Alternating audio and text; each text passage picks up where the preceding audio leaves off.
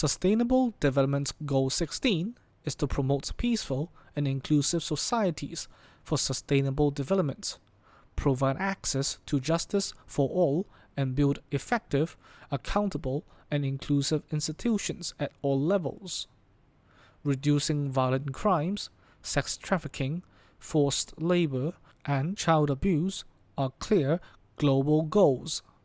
The international community values peace and justice and calls for stronger judicial systems that will enforce laws and work towards a more peaceful and just society.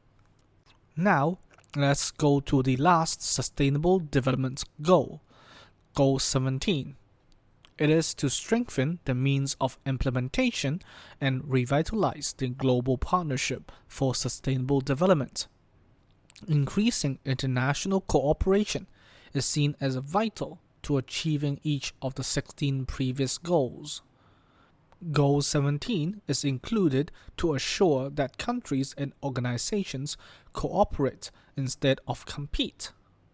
Developing multi-stakeholder partnership to share knowledge, expertise, technology, and financial support is seen as critical to overall success of the Sustainable Development Goals. The goal encompasses improving North-South and South-South cooperation, and public-private partnership, which involves civil societies, are specifically mentioned. After talking about all the 17 Sustainable Development Goals, these are the latest progress in sustainable development. Now, let us move to an example in China. Algal blooms in Taihu, mainland China. Taihu, or known as Lake Tai, is a lake in the Yangtze Delta and is one of the largest freshwater lakes in China. It is at the mouth of the Yangtze River, which is right next to Shanghai. Traditionally, the lake is famous for its productive fishing industries and is often covered by fleets of small private fishing boats. Since the 1970s, harvesting food products such as fish and crabs have been invaluable to people living along the lake and has contributed significantly to the economy of the surrounding area. However, due to reform and opening up and the rapid development of Shanghai and factories surrounding Taihu, pollution of the lake has been going on for decades despite efforts to reduce pollution that were not sustained and thus proved ineffective. In the 1980s and 90s, the number of industries in the lake region tripled, and the population also increased significantly. 1 billion tons of wastewater, 450,000 tons of garbage, and 880 tons of animal wastes were dumped into the shallow lake in 1993 alone. The central government intervened and installed a new campaign to clean up the lake, setting a deadline to comply with pollution standards. When the deadline was not met, 128 factories were closed on New Year's Eve in 1999. Compliance improved somewhat afterwards, but the pollution problem remained severe. In May of 2007, the lake was overtaken by a major algal bloom and by major pollution with cyanobacteria.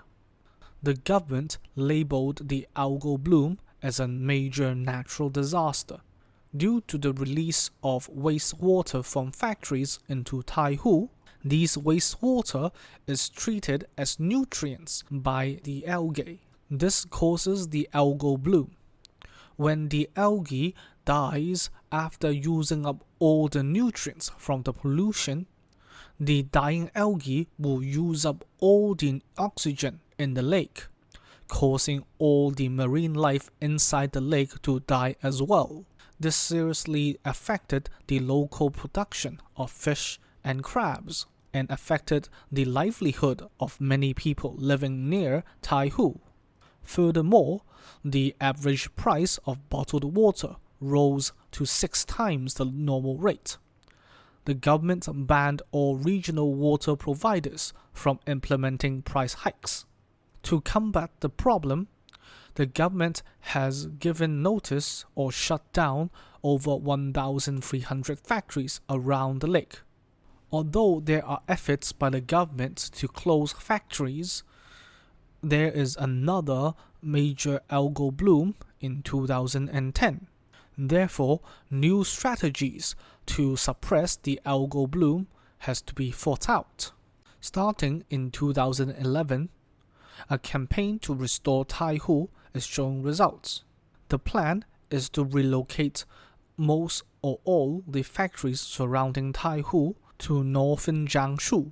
Therefore, it reduces the amount of sewage and raw materials for the algae to bloom.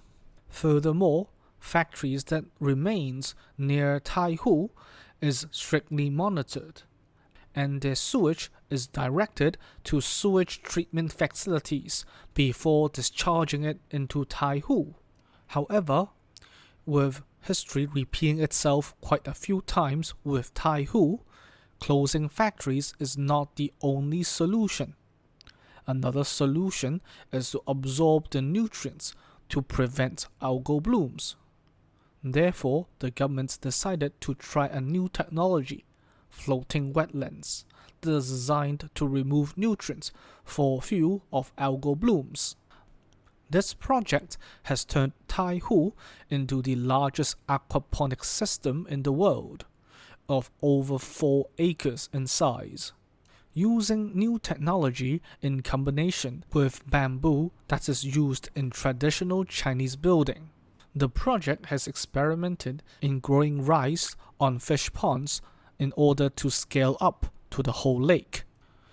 This floating island and wetlands technology is part of the new wave of products that biomimics nature, using biomaterials and plant biology to remediate and restore nature's balance with non-toxic and sustainable processes. The roots of these floating wetlands also provide fish habitats in the root zone, protecting them from predatory water birds, spawning protection for frogs and eels, and nesting sites for endangered water birds.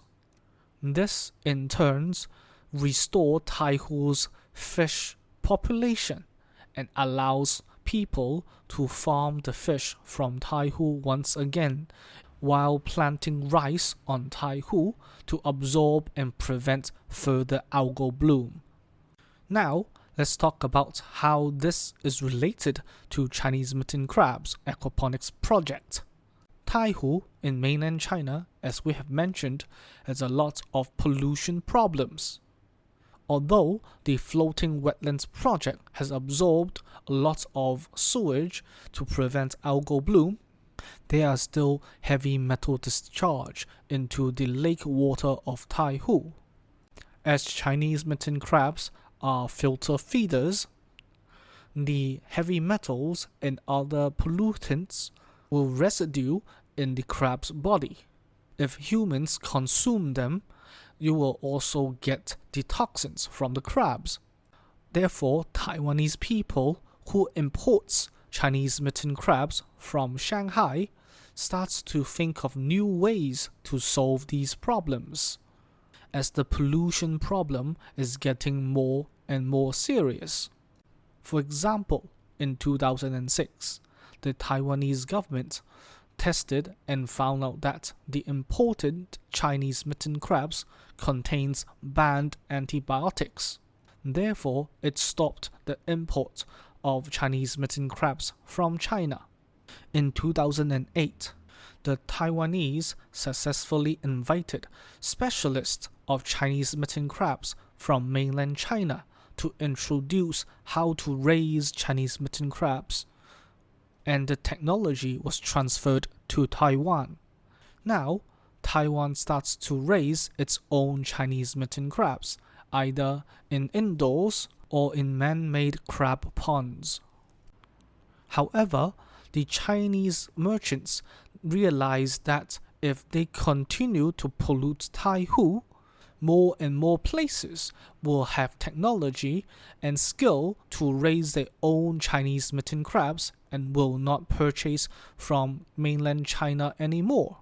Therefore, to solve these issues, the merchants realize that they have an ecological, environmental, and also branding problem to solve, which leads them to discuss with the government and release the Chinese Sustainable Crab Raising Practices Guidelines. The crab raising practices guidelines includes maintaining good business ethics by ensuring that the crabs are raised in clean water and prevent mixing polluted crabs into clean crabs. This will damage the branding of Chinese Mitten Crabs. Secondly, the crab merchants also strictly follows health and safety guidelines set by the government. Third, it also prevents poor business promotion methods by deliberately lowering prices of crabs in order to sell crabs and outcompete others. Fourth is to maintain quality control and to sell good quality crabs. Fifth is to increase promotion of the Chinese Mitten Crabs branding.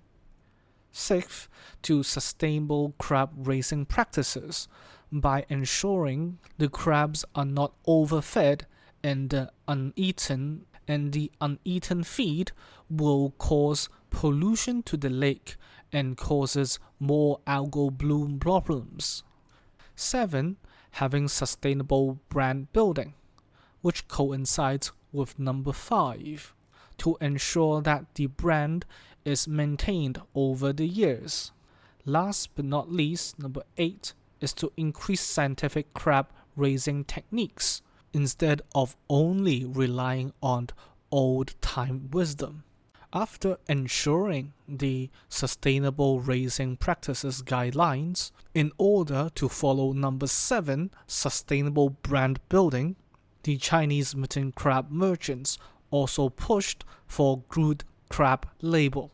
The Good Crab label is part of the white paper to unify the crab branding in mainland China. In the old days, different crab merchants will have their own promotion method and causes a lot of problems. For example, one merchant that does not follow sustainable raising practices will sell their crabs as good crabs and therefore damage the whole brand for all Chinese Mitten Crabs merchants. Therefore, the branding for Chinese Mitten Crabs is now unified under the Good Crab label. The Good Crab label ensures that the crabs are healthy before selling these crabs.